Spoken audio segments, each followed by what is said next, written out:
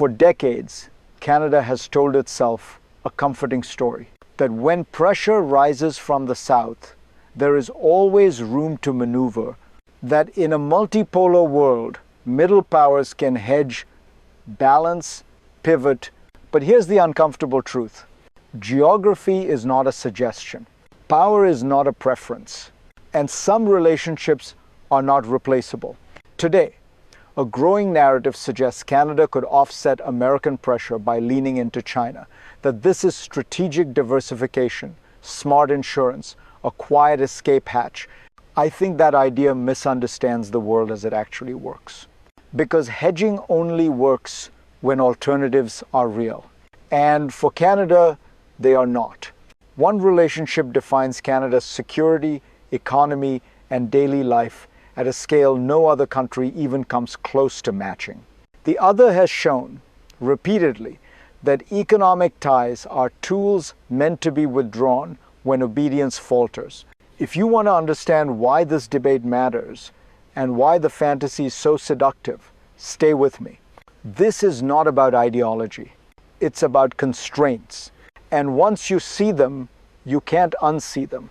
If this perspective sharpens how you think about power and strategy, follow the channel, because in the next part, we need to name the problem clearly without illusions. To see the problem clearly, we need to separate two ideas that are often blurred together. Diversification is sensible, hedging is something else entirely. Canada diversifying its trade, its diplomacy, its partnerships, that is prudent policy for any middle power. No serious analyst disputes that. The mistake comes when diversification is reframed as strategic insurance against the United States. That leap is not analytical. It is aspirational. A hedge, by definition, requires a substitute, an alternative source of security, an alternative market of comparable scale, an alternative partner willing to absorb risk when pressure mounts. Canada does not have that. What's being proposed is not a balance between two poles of power, but a rhetorical symmetry that doesn't exist in practice. One relationship is embedded in defense, intelligence, supply chains, institutions, and daily cross-border life. The other is transactional, asymmetric, and conditional by design.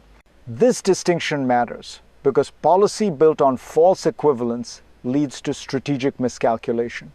And miscalculation, for a country with limited margin for error, is costly. To understand why this imbalance is structural, not political, we have to look backward, not at headlines, at history.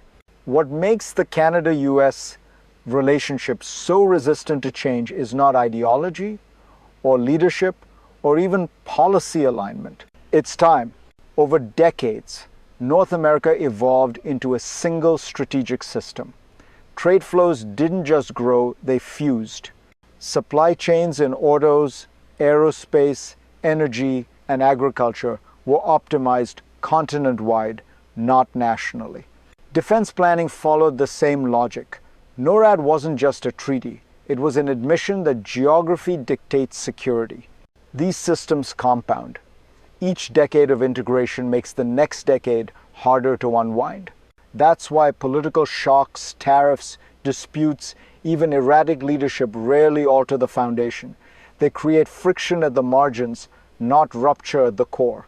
The machinery keeps running because too many actors depend on it.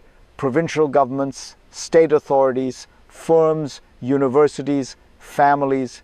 China represents a very different model of engagement. Not accumulated trust, but conditional access. Not shared systems, but leverage. Economic ties exist, but they are not embedded in mutual defense, intelligence sharing, or institutional permanence.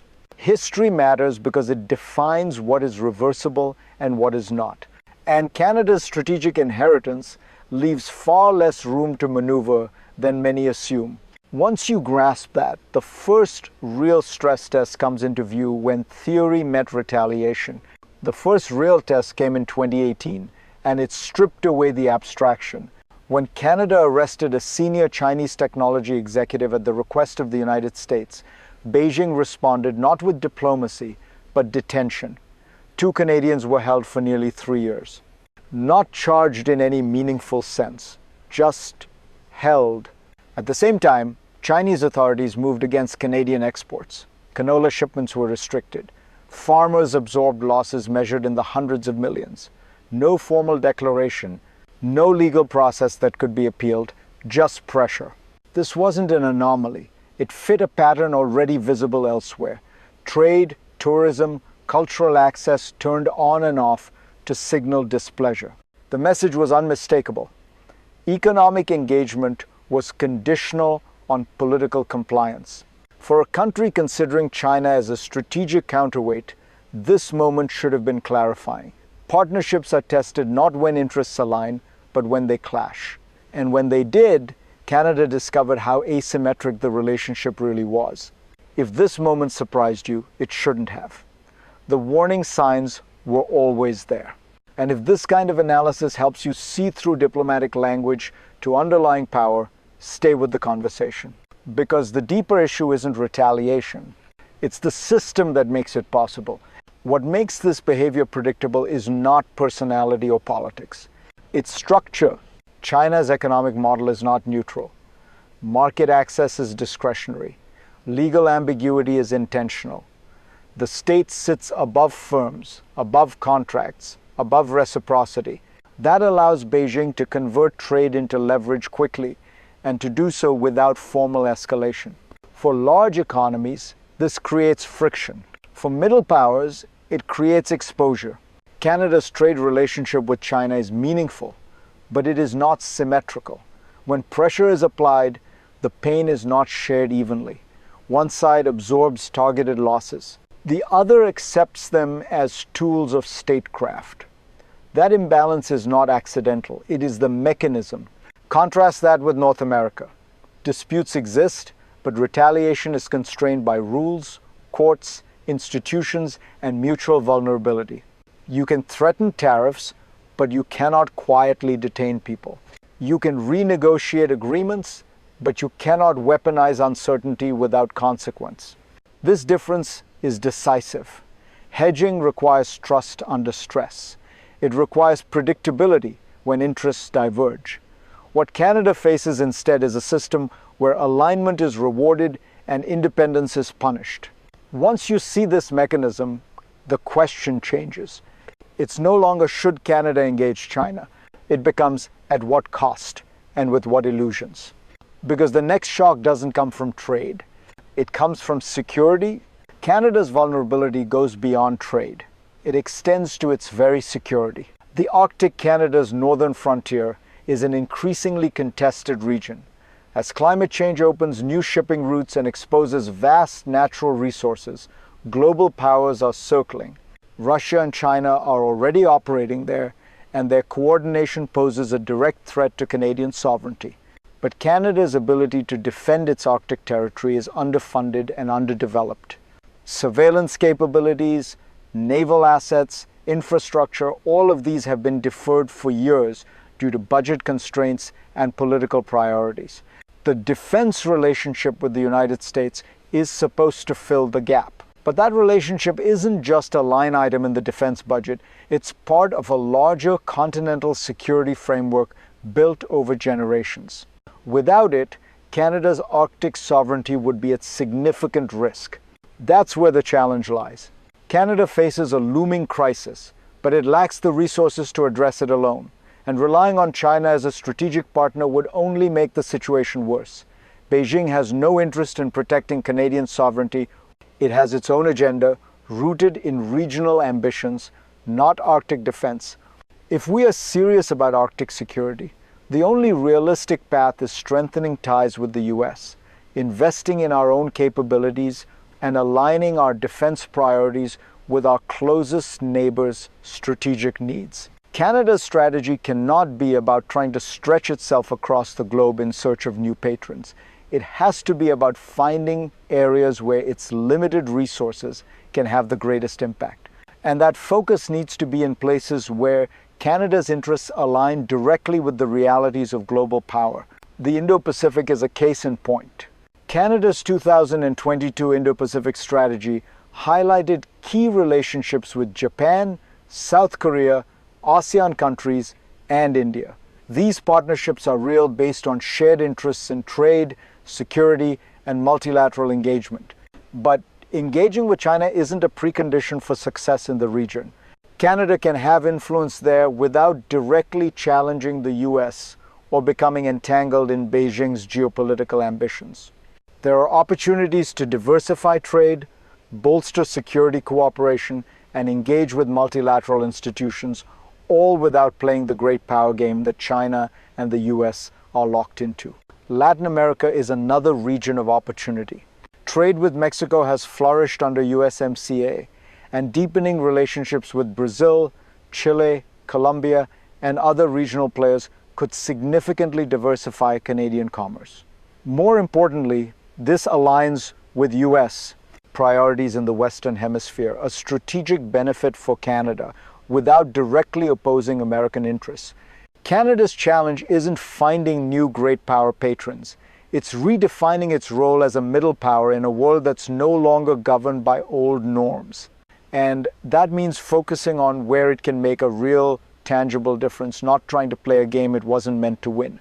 Canada's limitations are not failures. They are simply the facts of geography, history, and global power. The country cannot afford to overstretch itself in a futile attempt to be everywhere, to have a hand in every global conversation, or to play the role of a strategic contender on every front. Instead, Canada must play to its strengths. The world has changed, and so must Canada's expectations of itself. It is a middle power, and that means making hard choices about where its resources can create the most impact. Overambitious global engagements like the push to extend influence across Africa, for example, run into a practical reality: limited capacity. That Senate report on Canada-Africa relations highlighted an important point. Ambition without resources leads to frustration. Canada has 27 diplomatic missions in Africa, but limited personnel. The goal shouldn't be to become a player everywhere, but to focus on where Canada's influence can be truly felt, where Canadian expertise, diplomacy, and values align with concrete opportunities. This is why hedging with China is a risky proposition. The cost of pretending that China is an equal strategic partner is high, and the risk of overcommitting to such a flawed strategy would be not just political, but economic and security-based. It's not about moralizing, it's about recognizing the practical constraints of power. Canada must work effectively within its means, focusing on what truly matters. Looking ahead, Canada's path is clear, but it requires an honest look at what's achievable and what isn't.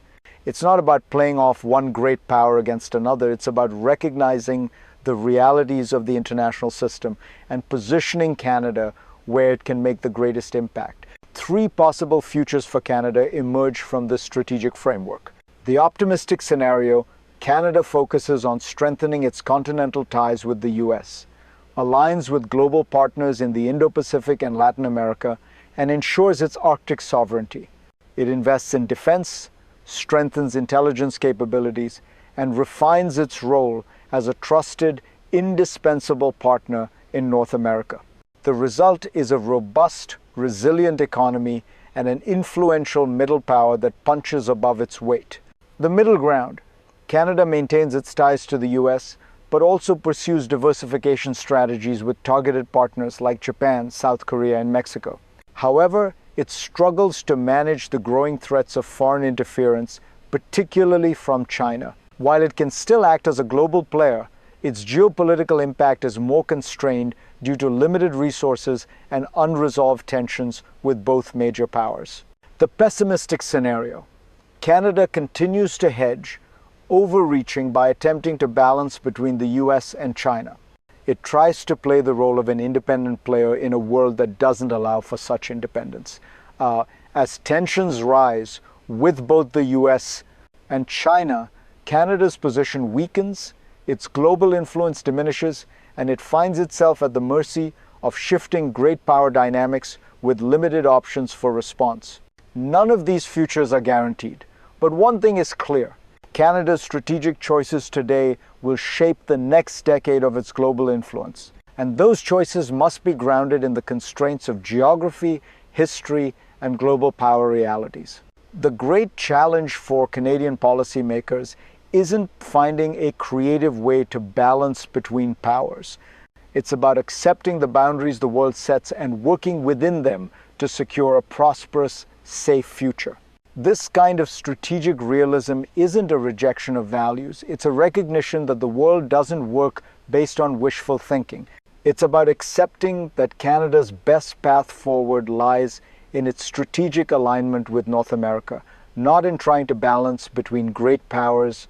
If this resonates with you and you're looking for more insight into Canada's geopolitical future, stay tuned for our next deep dive. And if you're inspired by this kind of strategic thinking, don't forget to share it with others who need a clearer understanding of the real dynamics shaping Canada's future. Thank you for following this discussion. See you next time.